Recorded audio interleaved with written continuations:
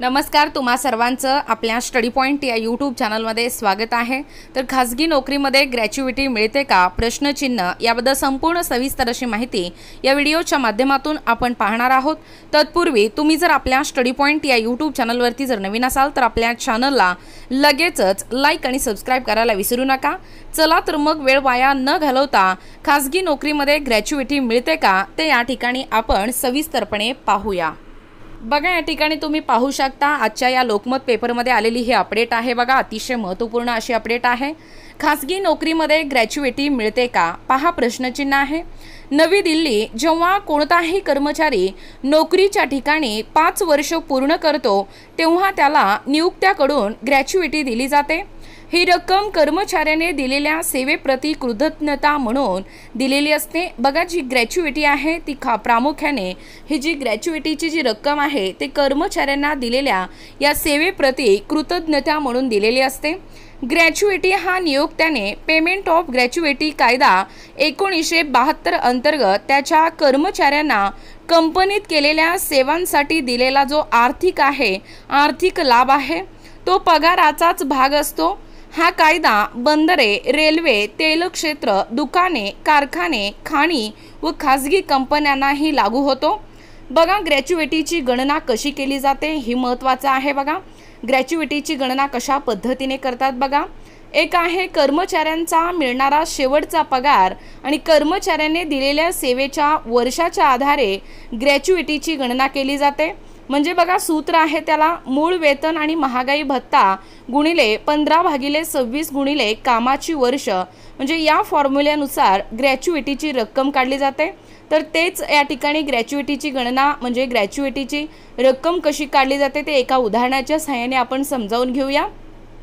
बघा, उदाहरणार्थ मूळ वेतन आणि महागाई भत्ता मिळून तुमचा जो शेवटचा पगार आहे तो 35,000 रुपये इतका असून तुम्ही एकूण 7 वर्ष जर काम केलेला असाल तर तुम्हाला 35,000 गुणिले 15/26 गुणिले 7 म्हणजेच 1,41,346 रुपये इतकी ग्रॅच्युइटी या ठिकाणी दिली जाईल। बघा, अशा पद्धतीने ग्रॅच्युइटीची गणना केली जाते। म्हणजे मूळ वेतन आणि महागाई भत्ता गुणिले 15/26 गुणिले कामाची वर्ष या फॉर्म्युल्यानुसार ग्रॅच्युइटीची रक्कम काढली जाते। तुम्हाला माहीत असणं गरजेचं आहे। बघा, मग राहिला आपला प्रश्न, खाजगी क्षेत्रासाठी किती ग्रॅच्युइटी।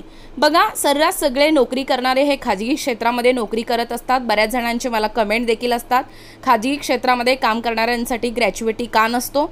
तर बघा, नोकरी सरकारी असो किंवा खाजगी क्षेत्रातील सर्व कर्मचाऱ्यांना दिल्या जाणाऱ्या ग्रॅच्युइटीसाठी नियम समान आहेत। बघा, या ठिकाणी हा जो महत्त्वाचा पॉईंट आहे तो या ठिकाणी लक्षात घेणं गरजेचं आहे। नोकरी कोणताही असो, सरकारी असो किंवा खाजगी क्षेत्रातला असो, जे सर्व कर्मचारी आहेत त्यांना ग्रॅच्युइटीसाठी दिलेले जे नियम आहेत ते सर्वांना या ठिकाणी समान आहेत। एखादी कंपनी किंवा दुकान जिथे 10 पेक्षा अधिक जण काम करतात त्यांनाही ग्रॅच्युइटी द्यावी लागते। ग्रॅच्युइटीच्या रकमेचा फॉर्म्युलाही सर्वांसाठी एकसारखाच ठरवून दिलेला आहे। बघा, हा जो फॉर्म्युला आहे आत्ता सांगितल्या पद्धतीने तो देखील फॉर्म्युला सगळ्यांसाठी एकच आहे। पुढे पहा, ग्रॅच्युइटीसाठी नेमके काय आहेत नियम बघा। यासाठी कर्मचाऱ्याला कंपनीत सलग 5 वर्ष सेवा पूर्ण करावी लागते। काही बाबतीत काही मर्यादा कमी केली जाते। सेक्शन 2A नुसार कर्मचारी जमिनीखालील खाणीत काम करीत असेल तर सलग 4 वर्ष आणि 190 दिवस पूर्ण केल्यानंतरही तो ग्रॅच्युइटीसाठी पात्र ठरतो। बघा, कोण पात्र आहेत त्याचे नियम काय आहेत बघा। नोकरी सोडल्यानंतर किंवा सेवानिवृत्तीनंतर ही रक्कम दिली जाते। नोकरीत असताना याचा लाभ मिळत नाही। बघा, हे महत्त्वाचं आहे।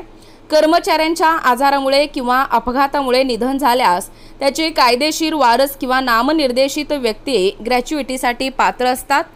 त्यानंतर बघा, एखाद्या कर्मचाऱ्याने दिलेल्या मुदतीच्या आधीच नोकरीचा राजीनामा दिला असेल तर तो ग्रॅच्युइटीसाठी पात्र ठरत नाही। कर्मचाऱ्याने कंपनीत नोकरी सोडताना दिलेल्या नोटिसा कालावधीचा अवधीही त्याचा सलग सेवा काळ म्हणून गृहीत धरला जात असतो। हे जे आहे ते ग्रॅच्युइटीसाठी नेमके नियम काय आहेत ते या ठिकाणी पाहिलो। तसेच खाजगी क्षेत्रासाठी ग्रॅच्युइटी किती आहे आणि ग्रॅच्युइटीची गणना कशी केली जाते आणि खाजगी नोकरीमध्ये ग्रॅच्युइटी मिळते का याबद्दल संपूर्ण सविस्तर अशी माहिती या व्हिडिओच्या माध्यमातून आपण पाहण्याचा व कव्हर करण्याचा प्रयत्न केलेला आहोत। अशाच प्रकारचे नवनवीन अपडेट पाहिजे असतील किंवा तुम्ही जर कोणत्याही स्पर्धा परीक्षेची तयारी करीत असाल किंवा तुम्हाला जर आमच्या अध्यापनाचे व्हिडिओ आवडत असतील किंवा तुम्ही जर आपल्या स्टडी पॉईंट या यूट्यूब चॅनलवरती जर नवीन असाल तर आपल्या चॅनलला लगेचच लाईक आणि सबस्क्राईब करायला विसरू नका। भेटूया अशाच पुढच्या नवीन व्हिडिओमध्ये, तोपर्यंत धन्यवाद।